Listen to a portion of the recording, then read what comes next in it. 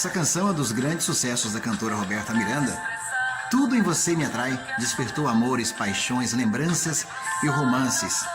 Junto também com a canção São Tantas Coisas, outro grande hit da Roberta Miranda, que foi um clássico aí nos anos 90 e até hoje representa uma marca, um divisor de águas na música sertaneja e entre as cantoras mulheres também, que começou a abrir espaço aí, Roberta Miranda, nas rádios FMs de todo o Brasil, nas capitais, nas grandes casas de shows e espetáculos.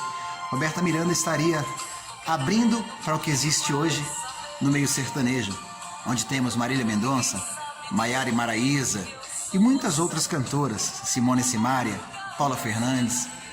A rainha do sertanejo até então, ela abriu, desbravou essa mata através de sucessos como De Igual para Igual, gravada aí com Mato Grosso e Matias.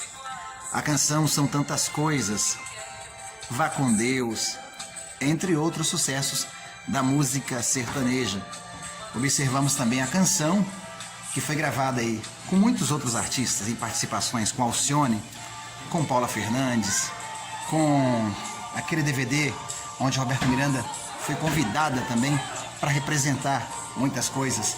E hoje caminhando aqui no quintal do Hotel Sim, em São José dos Campos, no bairro Jardim Paraíso do Sol, falando aqui de música, romance, amor e história.